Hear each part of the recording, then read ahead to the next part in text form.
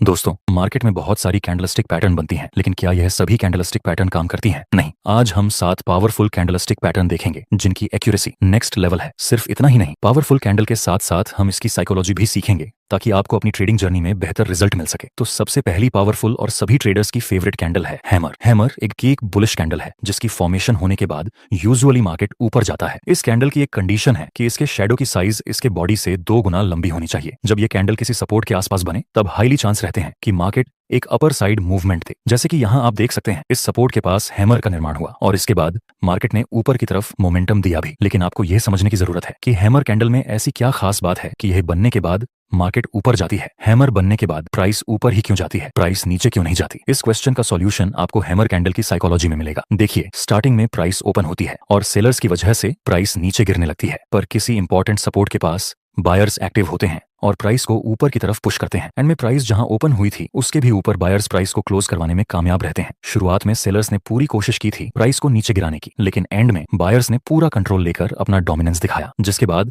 हमें hammer candle जैसी formation मिलती है। इस कैंडल में अभी बायर्स का डोमिनेंस है। जब दूसरी कैंडल भी इस हैमर के हाई के ऊपर क्लोज हो जाए तब हम कंफर्म हो जाते हैं कि अब प्राइस यहां से एक अपर साइड मूवमेंट दे सकती है, क्योंकि यह दोनों ही कैंडल में बायर्स का डोमिनेंस है। अब दूसरी इंपॉर्टेंट कैंडल देखते हैं जो कि सेलर्स की पसंदीदा कैंडल में से एक है, वह है शूटिंग स्टार। शूटिंग स्टार एक भी बेयरिश कैंडल है जिसकी फॉर्मेशन होने के बाद यूजुअली प्राइस नीचे गिरती है। इसकी भी एक कंडीशन है कि इसके शैडो की लंबाई इसके बॉडी से मिनिमम 2 गुना ज्यादा होना चाहिए। जब यह कैंडल किसी रेजिस्टेंस के आसपास बने तो हाईली चांस रहेंगे कि प्राइस नीचे गिरे। जैसे आप देख सकते हैं, यहाँ मार्केट पहले अपर ट्रेंड में मूव कर रहा था, फिर हमें एक पुल बैक देखने को मिला और इस रेजिस्टेंस के पास हमें एक शूटिंग स्टार की फॉर्मेशन मिली। अब संभावना है कि यहाँ से फिर से प्राइस में एक गिरावट देखने को मिले। लास्ट में हमें सेलिंग प्रेशर मिला भी। अब इस कैंडल की साइकोलॉजी समझते हैं। स्टार्टिंग में प्राइस ओपन होती है और बायर्स प्राइस को ऊपर पुश करते हैं, पर किसी इंपॉर्टेंट रेजिस्टेंस के पास सेलर्स एक्टिव हो जाते हैं और वे प्राइस को नीचे धकेलने लगते हैं। कैंडल की शुरुआत में बायर्स ने पूरी कोशिश की थी प्राइस को ऊपर ले जाने की, लेकिन वे सब लोग असफल रहे और अंत में सेलर्स ने पूरा पावर दिखाकर प्राइस को नीचे की तरफ पुश कर दिया। इस कैंडल में सेलर्स का पावर दिख रहा है, इसलिए हम बोल सकते हैं कि अगर दूसरी कंफर्मेशन कैंडल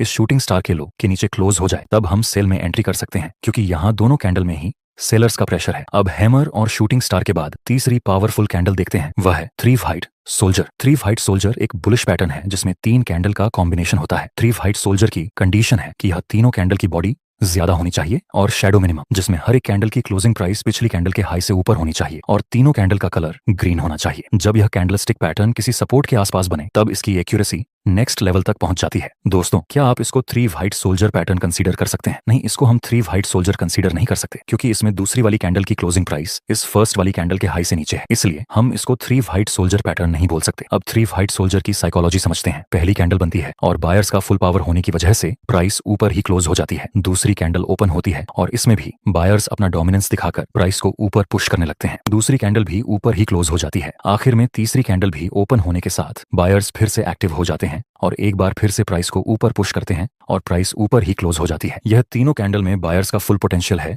इसलिए थ्री व्हाइट सोल्जर की एक्यूरेसी ज्यादा है। चलिए इसको एक एग्जांपल के साथ समझते हैं। यहाँ शुरुआत में प्राइस नीचे आता है, उसके बाद फिर से ऊपर चला गया। जहां से मार्केट ने ऊपर की डायरेक्शन में मूव किया था वह एरिया हमारे लिए सपोर्ट का काम करेगा। नेक्स्ट हम देखें तो प्राइस इसी सपोर्ट के पास 3 व्हाइट सोल्जर की फॉर्मेशन बनाता है, जो कि हाईली एक्यूरेट कैंडलस्टिक पैटर्न में से एक है। तो अब हम बाय में एंट्री कर सकते हैं, जिसमें स्टॉप लॉस इस 3 व्हाइट सोल्जर के लो से थोड़ा नीचे रखेंगे और प्रॉफिट टारगेट के लिए हम इस नजदीकी रेजिस्टेंस का यूज करेंगे। आगे हमारा प्रॉफिट टारगेट भी कंप्लीट हो चुका है। दोस्तों, आपके लिए एक क्वेश्चन है कि हैमर की एक्यूरेसी ज्यादा है या फिर 3 व्हाइट सोल्जर की? वीडियो को पॉज करें और आंसर अपने दिमाग में रेडी रखें। अगर आपने यह दोनों कैंडल की साइकोलॉजी ठीक से समझी होगी तो आप इसका आंसर तुरंत दे पाएंगे। देखिए, हैमर कैंडल में भी बायर्स का पावर होता है और 3 व्हाइट सोल्जर में भी, लेकिन हैमर में सिर्फ एक कैंडल को बायर्स का पावर मिलता है, जहां 3 व्हाइट सोल्जर में तीनों ही कैंडल को बायर्स का पावर मिलता है। इसलिए 3 व्हाइट सोल्जर की एक्यूरेसी ज्यादा रहती है इन कंपैरिजन टू हैमर। आपकी नेक्स्ट हाईली एक्यूरेट कैंडल है 3 ब्लैक क्रो। इसमें तीनों कैंडल का इतना है कि 3 ब्लैक क्रो में तीनों कैंडल का कलर रेड होना चाहिए। बाकी सारी कंडीशन 3 व्हाइट सोल्जर जैसी ही हैं। यहाँ पर आप देख सकते हैं प्राइस पहले ऊपर जाता है, फिर एक हल्का सा पुल बैक के साथ नीचे गिरता है। जहां से प्राइस नीचे गिरा उस एरिया को हम एज रेजिस्टेंस यूज कर सकते हैं। आगे प्राइस इस रेजिस्टेंस के पास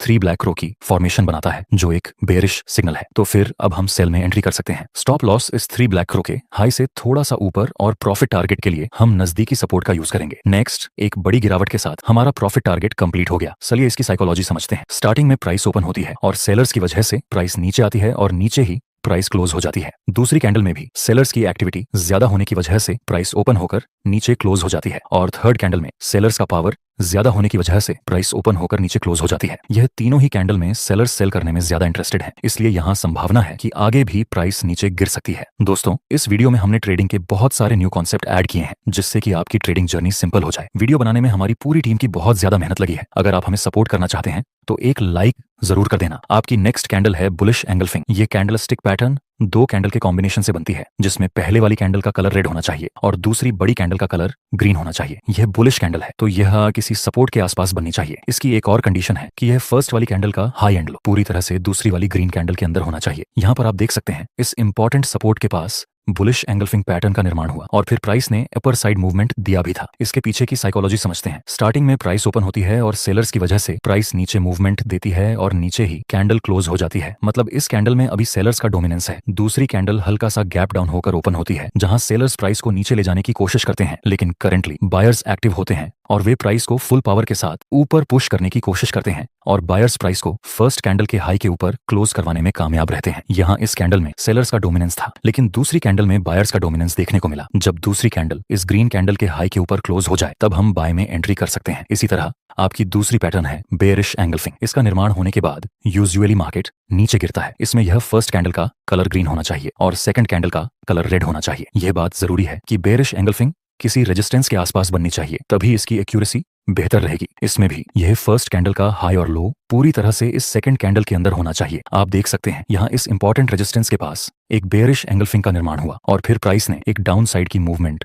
दी थी। इसकी क्या साइकोलॉजी है, चलिए देखते हैं। शुरुआत में प्राइस ओपन होती है और बायर्स की वजह से प्राइस ऊपर की तरफ मूवमेंट देती है और ऊपर ही क्लोज हो जाती है। दूसरी कैंडल हल्का सा गैप अप के साथ ओपन होती है और धीरे धीरे ऊपर जाती है, लेकिन सडनली सेलर्स एक्टिव होते हैं और वे प्राइस को बहुत ही ज्यादा नीचे ले जाते हैं। लास्ट में दूसरी कैंडल फर्स्ट कैंडल के लो के नीचे क्लोज हो जाती है। इस फर्स्ट कैंडल में बायर्स का डोमिनेंस था, लेकिन दूसरी कैंडल में सेलर्स ने अपना पोटेंशियल दिखाया। जब कंफर्मेशन कैंडल इस रेड कैंडल के नीचे क्लोज हो जाए तब हम सेल में एंट्री कर सकते हैं। आपकी आखिरी कैंडलस्टिक पैटर्न है डोजी। दोस्तों, डोजी एक इंडिसीजन कैंडल है। डोजी कई तरह की होती है, जैसे कि dragon fly doji, long leg doji, common doji, लेकिन आपको इसको इतना कॉम्प्लिकेटेड नहीं करना है, आपको इसे सिंपल ही रखना है। देखिए, डोजी में जो बॉडी होती है वह बिल्कुल ही ना के बराबर होती है और लंबे शैडो होते हैं। इसको आप बाय करने के लिए भी यूज कर सकते हैं और सेल करने के लिए भी यूज कर सकते हैं। कैसे, आइए देखते हैं। जब किसी इंपॉर्टेंट सपोर्ट के पास डोजी कैंडल मिले और दूसरी कैंडल डोजी के हाई के ऊपर क्लोज हो जाए तब आप बाय में एंट्री कर सकते हैं। इसी तरह जब डोजी किसी इंपॉर्टेंट रेजिस्टेंस के पास बने और दूसरी कंफर्मेशन कैंडल डोजी के लोरी के नीचे क्लोज हो जाए तब आप सेल में एंट्री कर सकते हैं। याद रहे दोस्तों, डोजी के आधार पर ट्रेड लेते समय आपको हमेशा कंफर्मेशन कैंडल का वेट करना है, क्योंकि यह